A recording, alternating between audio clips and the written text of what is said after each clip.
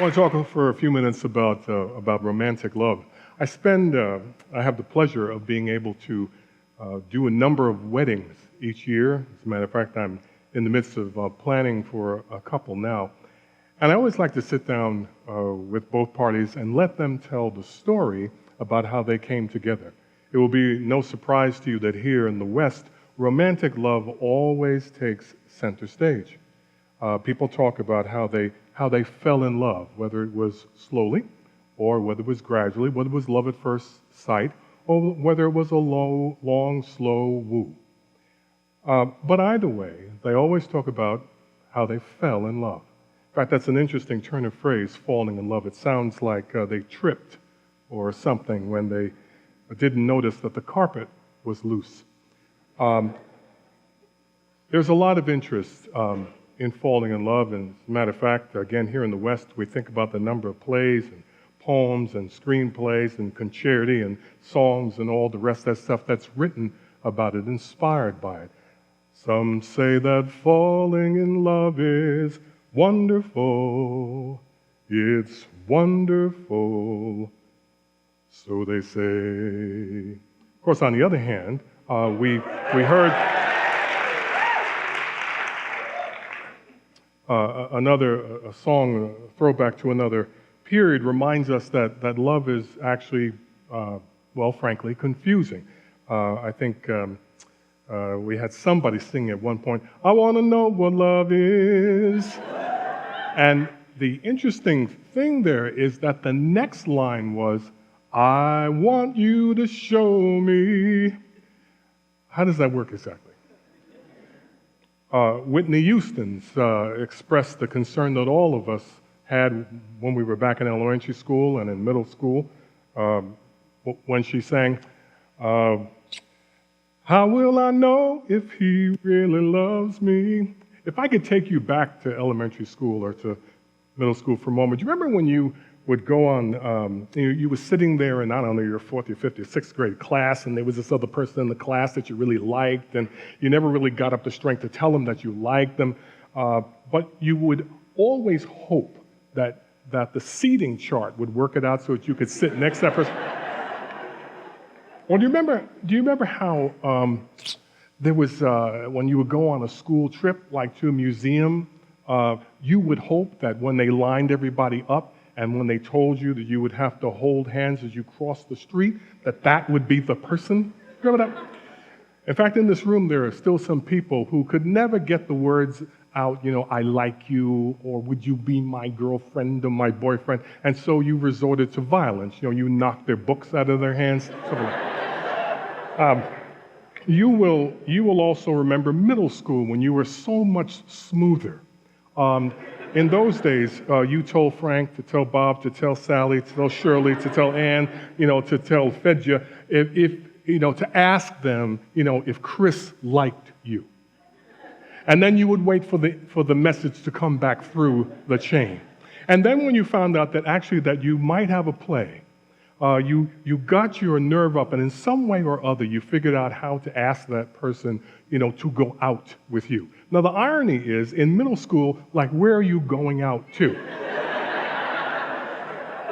If you could be with this person in your going out state, if the two of you could, I don't know, meet briefly before science, every other day, if you could keep that up for 6 months, you usually went out and got yourself a Twinkie and put a candle in it and, celebrated an anniversary. To be honest, high school is just simply an older version of the very same thing. Even now, I hate to say, I know people who will send out that same chain of inquiry to find out whether or not a request to go to the prom will be accepted. Love is confusing. It's kind of a perilous thing. I was thinking about how often when people think about love, they say to themselves, "Well, opposites attract." Let me just briefly call this article to your attention. If I don't end up making a mistake, no, let me back up. This article right here, this is worth taking a read. Dr. Haselton does a wonderful job of talking about a number of the factors that go into both the ways that people select a mate that make sense and some of the ones that don't. People say that opposites attract. Actually, they don't in the main. What attracts us to other people actually is similarity. It is similar values, similar goals, and even actually similar personality type. Although in this article, Dr. Haselton points out this important and interesting fact that we found out from research. Fascinating work on genetics and mate preferences has shown that each of us will be attracted to people who possess a particular set of genes known as major histocompatible complex, which play a critical role in our ability to fight pathogens. Mates with dissimilar MHA genes produce healthier offspring with broad immune systems. That is to say, we are able to do this actually to, as it were, sniff this out, literally, by being able to smell some of these MHC factors in other people. And you won't be surprised to know that women are better at this than men.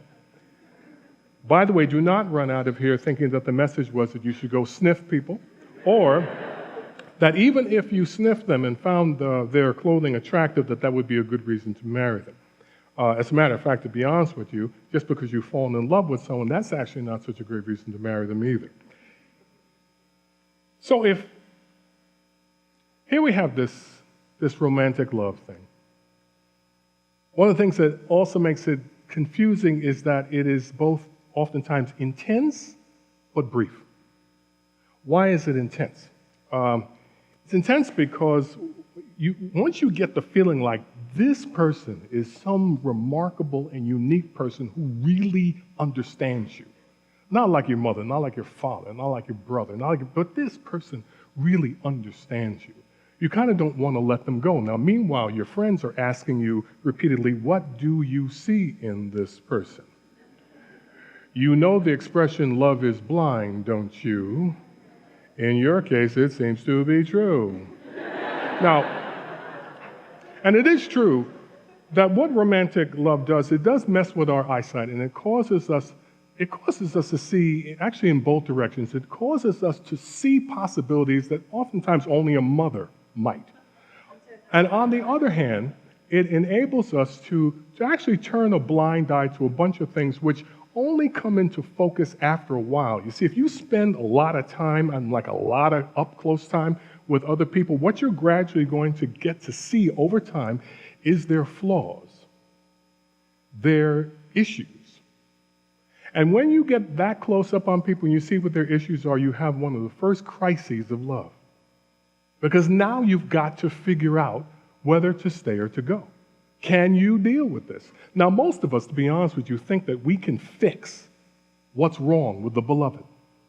You know, it's just that one zit. And I've got something in my toolbox that can fit that zit. I can fix that. Not a problem. But then you rummage around in your toolbox and you find out that there actually is nothing in your toolbox which can fit what their issue is. And now you are in a real crisis. Basically, you've got to figure out whether to say, you know, no time is a good time for goodbye, but this moment will do. Or you have to say to yourself, I love you just the way you are. Moment of crisis. Here is where, in brief, we realize what the invitation and the challenge of romantic love always was. Romantic love gets you to the place where you are willing to promise the absurd. I would cross the desert sands on my knees and hands for you, girl. When in actuality, you would have trouble taking out the recycling. Surely,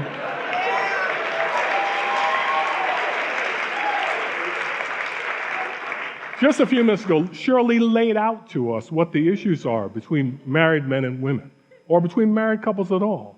These are real challenges. Romantic love says, I would take a bullet for you. What are the chances of that happening?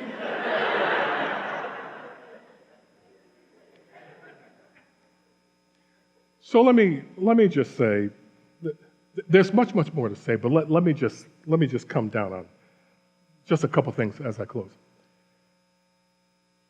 The issue is not that you're going to wake up at some point and realize that the beloved has issues and flaws.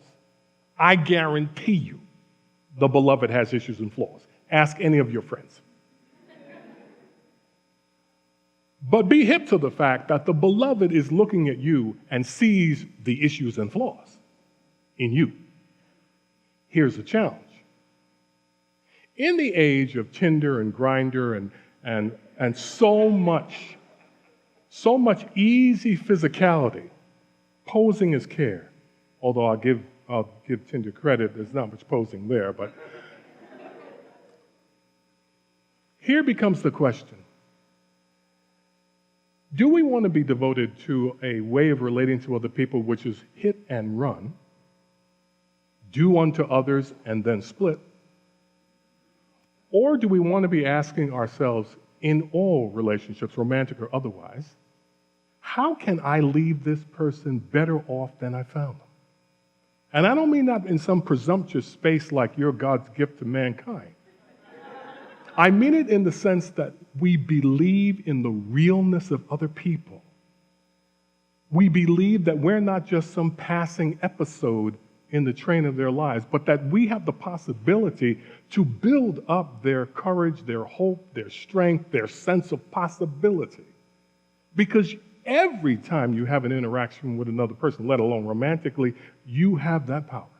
And the question becomes whether or not you and I want to exercise that power. Love is a great thing, but fundamentally, it is a call to do the impossible.